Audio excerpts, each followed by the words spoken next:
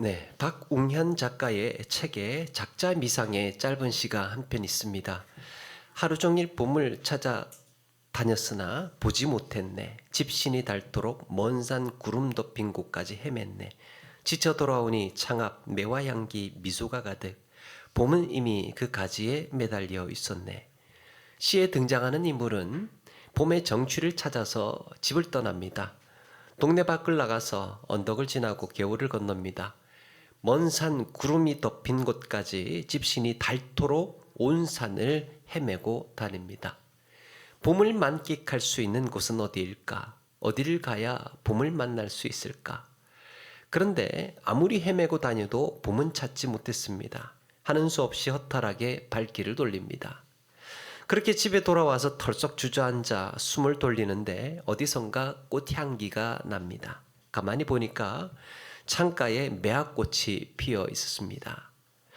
그가 그토록 찾았던 봄은 저 산 너머에 물 건너에 어디인가에 있었던 것이 아니라 그림처럼 드리워진 내 집 창가에 꽃가지에 걸려 있었습니다.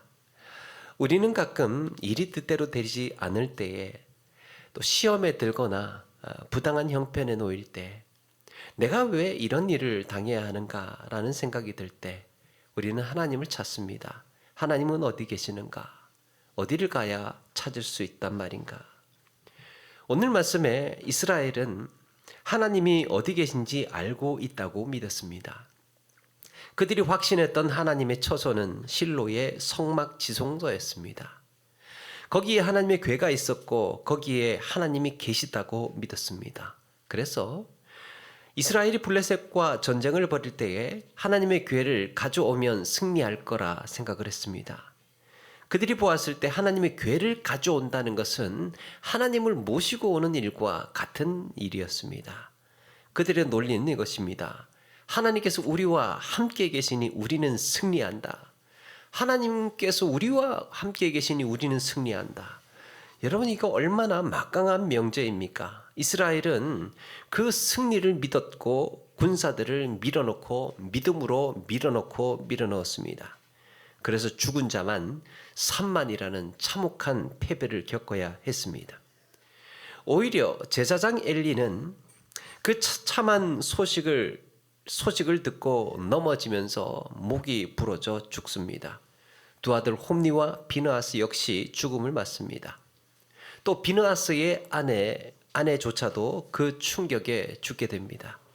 죽어가는 그 여인이 외친 한마디, 영광이 이스라엘을 떠났다라는 절규만이 이스라엘에 메아리치고 있습니다.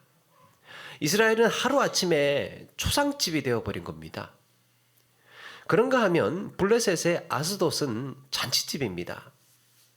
북치고 장구치고 노래 부르면서 세상에 난리도 이런 난리가 없습니다.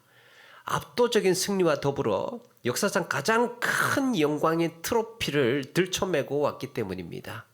그 트로피가 무엇입니까? 그들이 빼앗은 최고의 전리품, 하나님의 언약궤.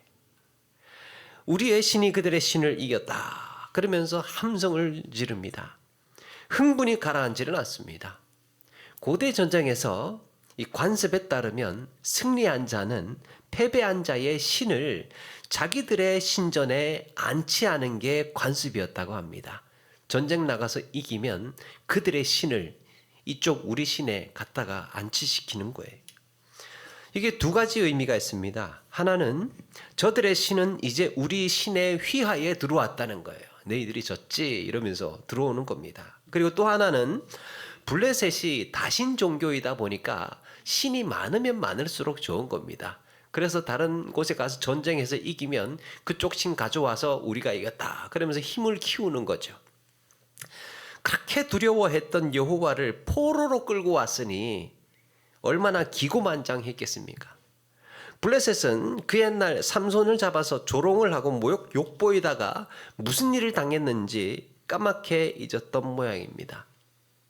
승리에 취해 양껏 즐기던 이 블레셋 사람들은 하나님의 궤를 가져다가 다곤 신전의 신상 곁에 두기로 합니다. 그것으로 그들은 승리를 확정하고 이게 이제 이렇게 해서 다 끝이 난 줄 알았습니다. 그런데 여기서부터 문제가 시작이 됩니다. 이튿날 아침에 신전에 들어가 보니까 요상한 일이 벌어져 있습니다. 세상에 우리의 다곤 신께서 엎드려져 있는 거예요. 그것도 얼굴이 땅에 닿고 있는 거예요. 얼굴이. 하필이면 여호와의 궤 앞에 절을 하듯이 엎드려져 있습니다. 얼마나 굴욕적입니까? 신전에 세워진 신상이다 보니까 신전에 신상이 세워져 있으면 그거 허술하게 만들었겠습니까? 탄탄하게 견고하게 넘어지지 않게 그렇게 탁 세워놨을 겁니다. 그동안 신상이 그래서 넘어지리라고는 상상을 하지를 못했습니다. 생각이 복잡해집니다. 야, 이게 도대체 왜 넘어진 거지? 어제 일 때문인가? 야, 우리가 여호와의 궤를 여기다 갖다 놔서 지금 넘어졌단 말인가? 그러면서 복잡한 거예요. 그런데 그렇다고 인정하고 싶지는 않습니다. 하나님의 궤를 여기다가 가져다 놔서 우리 신상이 넘어졌다. 그걸 인정하고 싶지는 않습니다. 그래서 우연히 일어난 일이라고 생각을 하기로 합니다. 블레셋 사람들은 그날 팔을 걷어붙이고 신상을 세웁니다. 줄 잡아 당기고 막 힘들어서 막 쩔쩔매가면서 간신히 신상을 올려놓습니다. 그리고 철통 경계를 했을 겁니다. 혹시 누가 몰래 들어와서 사람들이 또 넘어뜨릴 수 있을지 모르니까 경계를 한 거예요. 그리고 다음 날 신전에 들어가 보니까 다곤 신상이 또 여호와의 궤 앞에 엎드러져 있습니다. 이번에는 심상치가 않습니다. 같은 일이 두 번 일어날 수 없는 것 아닙니까? 더욱이 이번에는 목이 부러지고 두 손목이 떨어져서 문지방이 널브러져 있고 몸뚱이 그 돌덩어리만 그렇게 남아 있습니다. 이게 뭡니까? 하나님께서 어제보다 더 세게 패대기를 치신 거예요. 이제는 여호와의 궤가 신전에 들어와서 벌어진 일이라고 밖에 생각할 수 없게 되었습니다. 4장에서는 이스라엘의 지도자 엘리가 목이 부러져 죽었습니다. 그리고 5장에서는 블레셋의 다곤 신상이 목이 부러집니다. 앞에서 일어난 사건이 엘리의 무능함을 드러내고 하나님의 심판을 의미하는 사건이었다면 마찬가지입니다. 다곤 신상도 무능함과 하나님의 심판을 드러내고 있습니다. 호흡도 없고 아무런 능력도 없는 우상일 뿐이라는 것을 말해주고 있습니다. 저거 아무것도 아니다라는 것, 돌덩어리다라는 것. 블레셋은 그저께까지만 해도 자신만만했습니다. 이스라엘의 신도 별것 아니네. 야, 이거 뭐 괜히 겁냈잖아. 그러면서 너스레를 떨었던 입들이 쏙 들어간 거예요.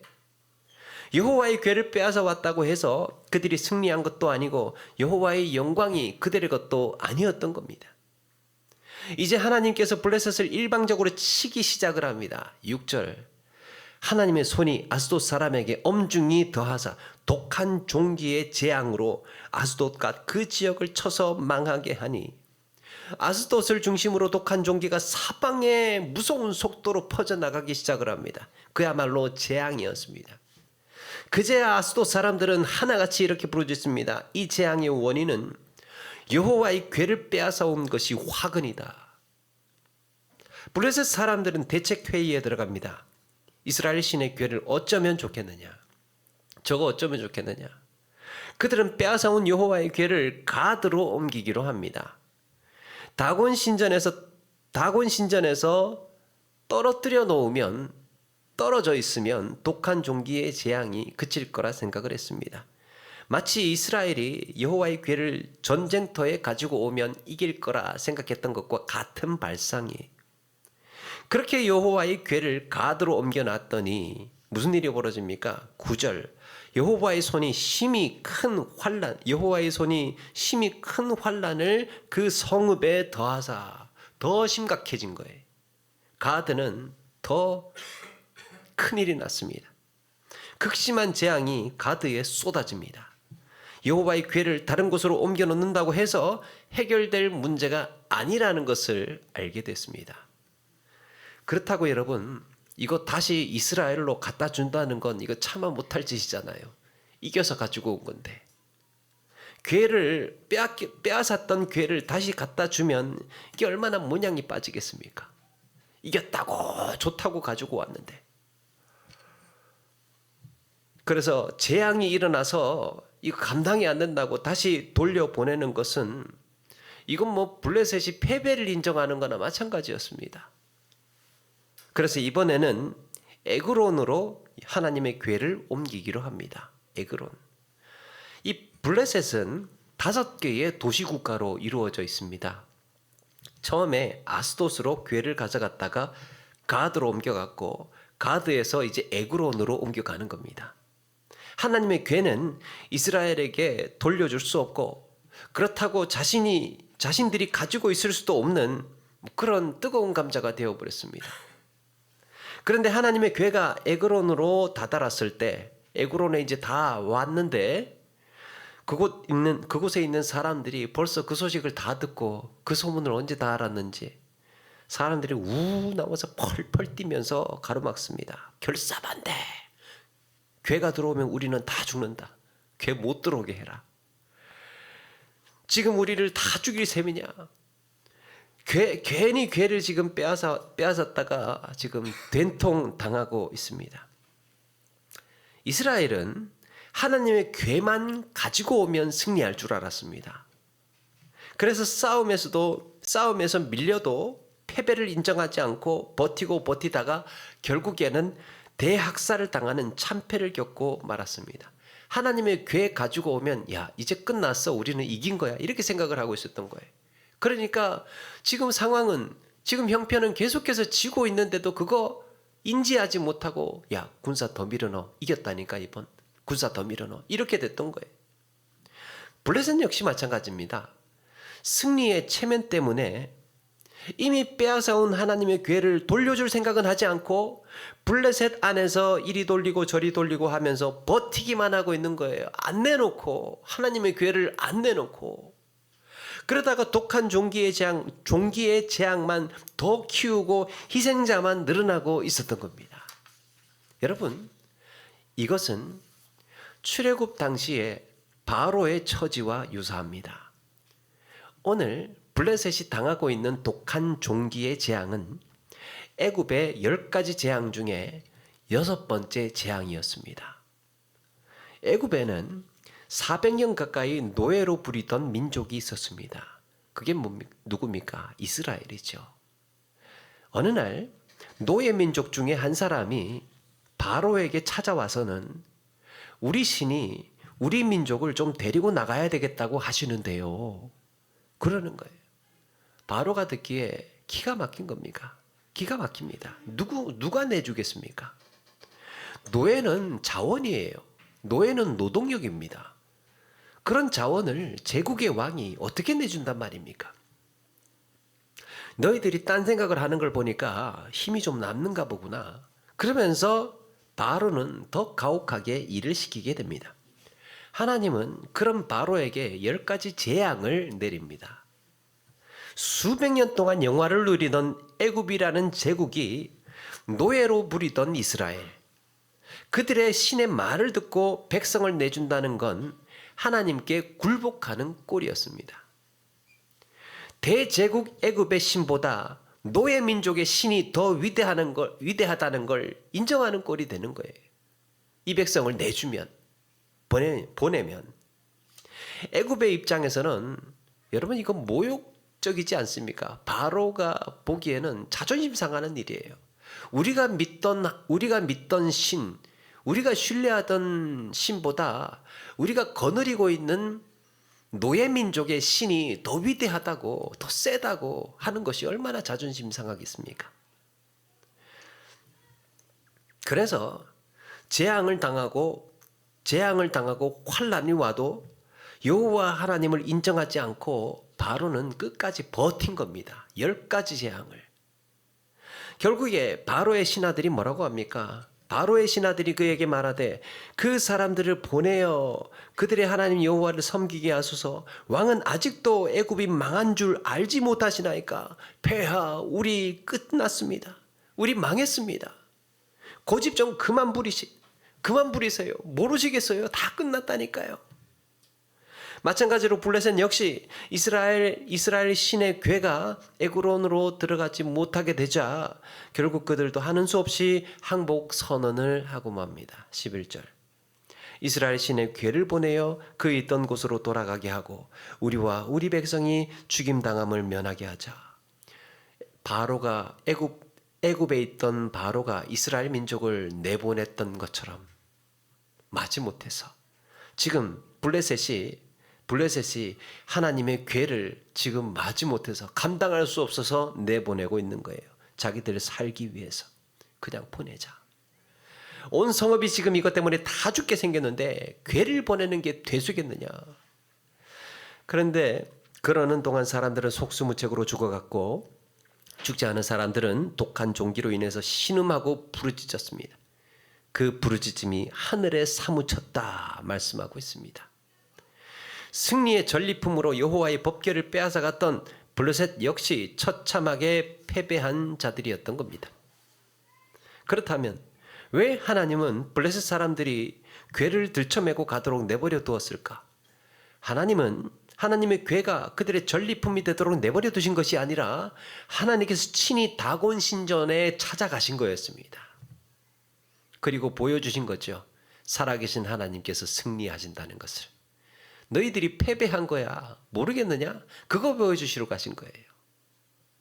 따라서 이 전쟁은 하나님의 궤를 승리의 수단으로 믿었던 이스라엘의 승리도 아니고 하나님의 궤를 승리의 전리품이라고 여겼던 블레셋의 승리도 아니었습니다. 그들은 모두 얻으려고 했던 소기의 목적을 이루지 못했습니다. 자, 여러분, 여기서 이스라엘과 블레셋의 공통적으로 착각하고 있는 게 무엇입니까? 블레셋과 이스라엘이 공통적으로 착각하고 있는 것. 이스라엘은요, 하나님의 궤가 있으면 승리하리라 믿었습니다. 이거는 어떤 상상이냐 하면 하나님의 궤가 있으면 하나님도 거기에 계실 거다. 그래서 하나님이 함께 계시면 우리는 승리한다. 이런 논리예요. 블레셋 역시 하나님의 궤를 빼앗았기에 승리했다고 믿었습니다. 여러분, 믿는 자의 승리가 무엇일까? 믿는 자로서의 승리란 어떤 걸까요? 하나님께서 나와 함께 하시기에 나는 성공할 것이고 하나님께서 나와 함께 하시기에 가는 곳마다 머리가 될 것이고 나와 함께 하시기에 하는 일마다 척척 잘 풀릴 것이라는 것이 승리이고 우리의 목적일까요? 한때 예수님의 제자들이 가진 마음도 그런 거였습니다. 자신들의 출세를 생각한 거예요. 자신들의 인생 성공을 생각한 겁니다. 그러니까 예수님이 내 선생님이라는 게 얼마나 든든한지 모릅니다. 뭘 생각하고 있습니까? 예수님을 생각하고 있는 게 아니고 내 인생의 출세와 내 인생의 성공을 생각을 하니까 예수님이 함께 하시는 것이 든든한 거예요. 예수님 덕에 사람들의 주목을 받고 인생을 성공할 것 같으니까 어깨에 힘이 들어갑니다. 주님이 나와 함께 하셔. 기세가 등등해. 세상 다 얻은 것 같이 자신만만했습니다. 이런 의욕이 과열되다 보니까 안 보이는 겁니다. 그래서 서로 언성을 높여가면서 내가 더 높다고 싸우기도 서슴지 않았습니다. 주님이 보시는 중에도 함께하고 있는 중에도 서로 멱살잡이하고 싸우고 얼굴 붉히고. 그런데 여러분, 믿는 자의 승리는 내가 앞서고 내가 군림하고 내가 머리가 되고 내가 높이 올라서는 것이 목적이 아니라 하나님이 목적이어야 할 줄로 믿습니다. 우리의 승리의 방식이에요. 내가 좀 압도했어요. 분위기를 장악했어요. 승리라는 게 무엇입니까? 기세를 얻는 거잖아요. 아무 말 하지 못하도록 만드는 거잖아요. 상대방 기를 죽이는 거잖아요. 그게 내가 이기는 거 아닙니까? 그런데 믿는 자의 승리는 그게 아니라니까요. 하나님이 목적이에요. 하나님을 인정하고 그 앞에 엎드리는 겁니다. 여러분, 하나님이 나와 함께 하신다고 내가 원하는 대로 다 이루어지지는 않습니다. 하나님이 나와 함께 하신다고 내가 무조건 성공하는 것은 아닙니다. 하나님은 이스라엘과 블레셋이 전쟁을 벌일 때에 거기 계셨습니다. 이스라엘이 첫 번째 싸움에서 패배를 하고 우리가 졌을 때 야, 어떻게 하면 좋겠느냐, 법궤 가지고 와야 되는 거 아니냐, 그렇게 의논하고 있는 그 자리에 계셨습니다.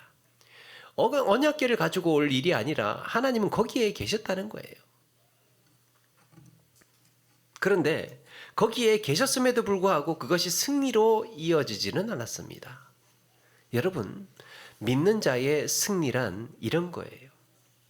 그들이 실로에 가서 하나님의 궤를 가져와서는 안 되지만 100번 양보해서 하나님의 궤를 메고 전쟁터에 나갔다고 치자고요.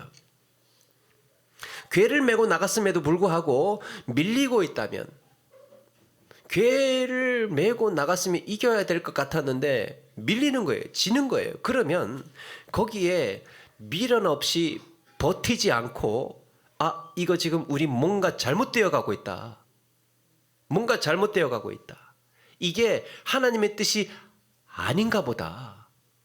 그러면서 빨리 군사를 물리고 하나님의 뜻이 무엇인지 여쭙고 엎드리는 태도가 필요했던 거예요. 이스라엘은 이렇게 생각을 했습니다. 야, 우리 궤 메고 나왔거든. 너희들이 이제 다 죽었어. 끝났어. 우리 궤 메고 나왔어. 하나님의 궤 메고 나왔어. 너희들 끝났어. 그러면서 의기양양할 것이 아니라, 자신만만할 것이 아니라 정말 굴욕적이지만 궤를 메고 나왔음에도 불구하고 굴욕적이지만 자신들의 나약함을 인정하고, 야, 이거 정말 우리가 뭔가 어리석었나 보다. 뭔가 지금 잘못되고 있는가 보다. 그러면서 하나님의 뜻과 응답을 기다리는 것이 믿는 자의 승리인 줄로 믿습니다. 믿는 자는요, 그렇게 이기는 거예요. 야, 이건 내가 지금 뭔가 잘못했다. 내가 지금 뭔가 고집을 부리고 있는 것 같다. 내가 지금 뭔가 이거 버티고 있는 것 같다. 이게 지금 이렇게 해서 내가 이길 게 아니구나. 나를 꺾어야 되고 물러서야 하고 수긍해야 할 때가 있더라는 거죠. 하나님의 궤를 빼앗아간 블레셋 역시 마찬가지였습니다. 다곤 신전에다가 하나님의 궤를 갖다 놓고 다음날 들어가 보았을 때 다곤 신상이 엎어져 있는 광경이 얼마나 당혹스러웠겠습니까? 기껏 이겨놨더니 우리 신이 하나님의 궤 앞에 엎드러져 있다고 하는 것 말이지요. 그때 여러분, 만약에 블레셋 사람 중에 지혜로운 자가 있었다면, 하나님, 저희가 어리석었습니다. 하나님께서 애굽에 행하신 일이며 광야에서 이스라엘 백성들을 인도하셨던 일들 우리가 다 알고 있으면서 이기고 싶어서, 그거 승리의 트로피 하나 가지고 오고 싶어서 하나님의 궤를 지금 가지고 왔습니다. 이런 망극한 죄를 저질렀습니다. 그러면서 승리의 최면이고 뭐고 즉시 하나님의 궤를 되돌려 보냈을 거예요.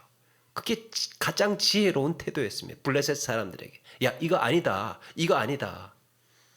하나님의 궤가 지금 우리의, 그것도 다곤 신상의 신전에 들어오는 거는 아니다, 이거. 그러면서 되돌려 보내는 것. 근데 굴욕적이죠. 그렇게 하려니까. 자존심 상하죠. 이겼다고 빼앗아 왔는데 다시 되돌려 보내려고 하니까.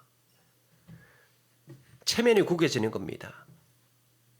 하나님의 뜻을 따르는 것이 굴욕적일 때가 있어요. 하나님의 뜻을 따르려고 하다 보면 내가 좀 굴욕적일 때가 있어요.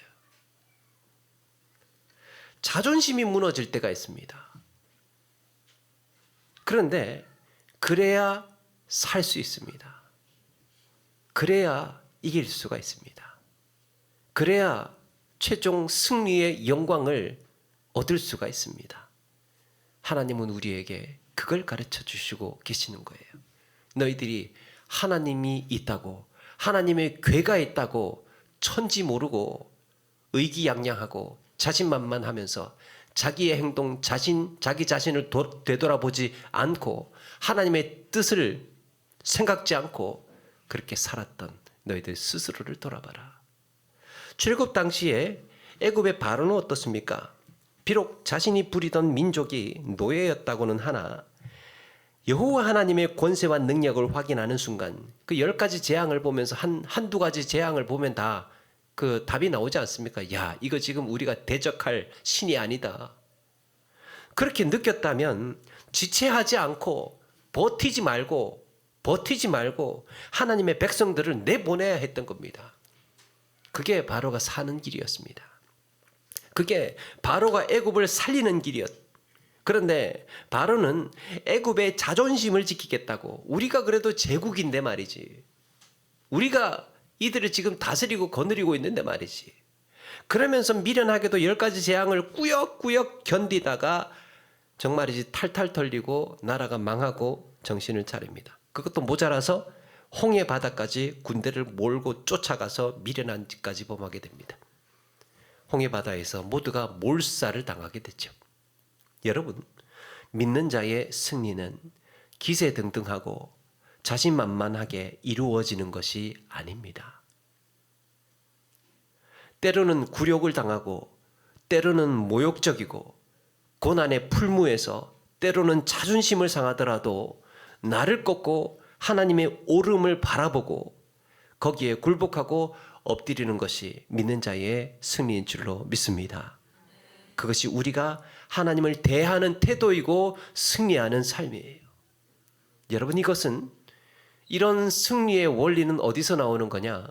십자가에서 볼 수 있습니다. 주님이 어떻게 승리하셨는지를 보면 알 수 있습니다. 그는 그 앞에 있는 기쁨을 위하여 십자가를 참으사 부끄러움을 개의치 아니하셨다 그랬습니다. 최종 승리를 위하여서, 이후에 있을 영광을 위하여서 지금의 조롱과 지금의 모욕을 참으셨던 거예요. 벗겨지고 찢어지고 십자가에 못 박히는 모든 과정들을 참으셨다고 합니다. 그 굴욕을. 예수님께서는 십자가에 달리시는 순간에 아빠 찬스를 쓰실 수도 있었습니다. 아버지 찬스를 쓰실 수가 있었습니다. 12군단도 더 보내어서 이 지금 나를 희롱하고 있는, 조롱하고 있는 이들을 싹 쓸어버릴 수도 있었습니다.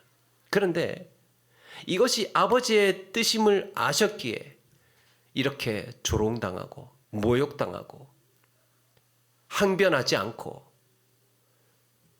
도수장에 끌려가는 어린 양과도 같이 그렇게 침묵하면서 한 발 한 발 나아가는 것이 하나님의 뜻이라는 것을 아셨기에 그거 다 감당하셨던 거예요. 그 자리에 그 순간 그 광경을 하나님께서는 보고 계셨던 거죠. 여러분, 그것이 승리의 길이었던 겁니다. 우리의 신앙의 삶에서 이런 형편과 이런 처지는 얼마든지 일어납니다. 자존심 상해도, 때로는 좀 모욕적이어도 그것이 하나님의 뜻이고 그것이 옳은 일이면 거기에 기꺼이 수긍하고 거기에 기꺼이 우리가 납득하고 용납할 수 있는 태도, 믿는 자의 승리의 길로 걸어가고 있는 거예요. 끝까지 버티고 외면하고 부인하고 그러고 있다가 더 큰 화를 당하고 더 큰 피해를 보게 된다는 거죠. 사랑하는 여러분, 그리스도인의 승리는 언제나 그래서 십자가를 향하고 있습니다. 때로는 미련 없이 버려야 할 승리의 체면이 있습니다.